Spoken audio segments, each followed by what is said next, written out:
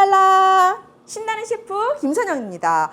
요즘 배추 가격이 좀 저렴해져서 오늘 배추 어묵 된장국을 끓여보도록 하겠습니다. 자, 배추는요 제가 지금 이렇게 갖고 왔는데 제가 한번 잘라보면서 설명을 드릴게요. 이 노란 속대 같은 경우는 좀 단맛이 많이 나잖아요. 그래서 이거는 겉절이 같은 거 해서 드셨으면 더 좋을 것 같아요. 오늘 이쪽 갖고 요 푸르딩딩한 거랑 요 중간 정도 가지고 배추 어묵 된장국을 끓여보도록 할 건데요. 오늘 한 350g 정도 넣고 끓일 거거든요. 제가 한번 재보도록 할게요. 오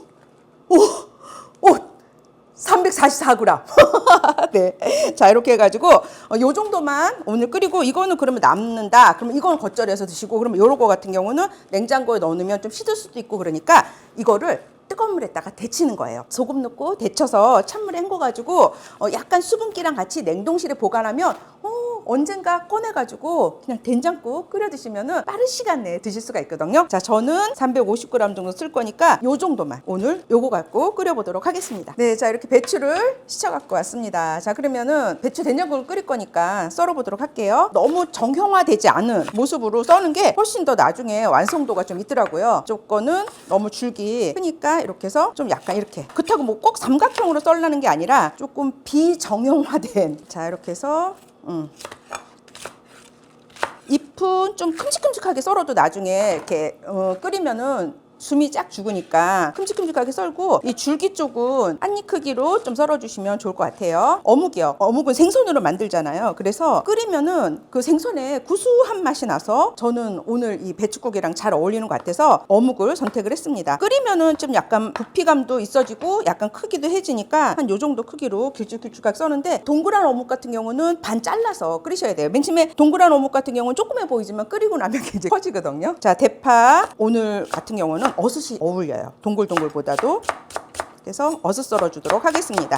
어묵 된장국을 끓여야 되는데 오늘 냄비에다가 물을 몇 컵을 할 거냐면 좀 많이 넣어요. 7컵을 할 거예요. 이게 한 8분 정도 막 끓이다 보면 수분이 좀 증발돼요. 그래서 7컵을 끓이시게 되면은 완성도가 5컵 반 정도 되니까 오늘 7컵을 넣고 끓이도록 하겠습니다. 자, 요게 4배. 자, 이렇게 하면 7컵이거든요. 양념을 좀 넣어주도록 하겠습니다. 오늘 제가 배추 어묵 된장국이라 그랬잖아요. 그러니까 된장을 넣어야 되는데 제가 갖고 온 된장이 두 가지예요. 하나는 시판용 된장이고, 요거는 제가 집에서 담근 된장인데 간장을 빼지 않았어요. 그래가지고 색깔이 좀 진하죠. 그래서 오늘 요거를 같이 넣고 끓여볼게요. 저희 집에서는 그냥 요 간장 안 뺀 된장으로 하게 되면 색깔이 조금 약간 짙어요. 예, 근데 오늘 방송이라 제가 이렇게 시판용 된장하고 같이 섞어 쓸게요. 요거는 집된장이에요. 요거는 시판용 된장. 네, 그래서 같이 넣고 끓여보도록 하겠습니다. 자, 일단 요 된장 넣고요.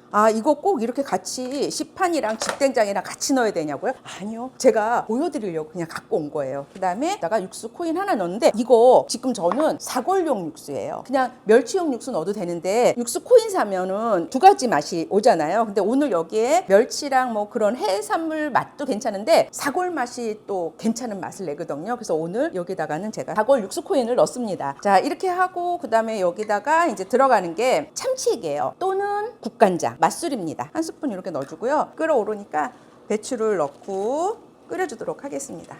자, 이렇게 해서 끓일 거예요. 몇 분을 끓일 거냐면 8분을 끓일 거예요. 제가 아까 좀 전에 배추 보관할 때 데쳐서 보관하시면 나중에 빨리 된장국 끓여 드실 수 있어요 그랬잖아요. 자, 그게 무슨 말이냐면 데친 배추를 끓이잖아요. 그러면 8분 동안 안 끓여도 돼요. 5분만 끓여도 충분합니다. 아시겠죠? 네, 그래서 아까 제가 그렇게 말씀드린 거예요. 네, 자, 8분이 지났습니다. 네, 오, 좋아요, 좋아요.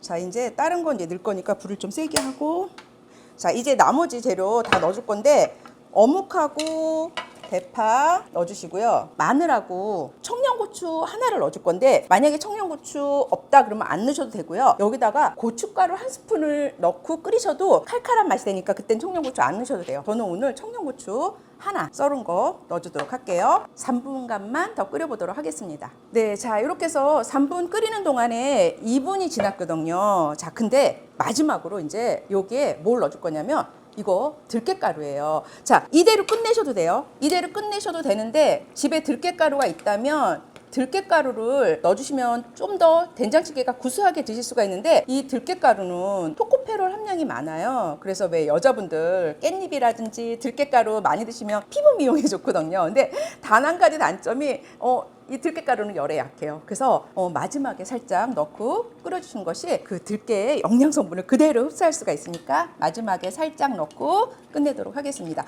자, 이제 제가 간을 좀 보도록 할게요. 이거 저 연기 아니에요. 이것도 연기 아니에요. 진짜 맛있어요. 와, 저 이제 끝낼게요. 이제 다 됐어요.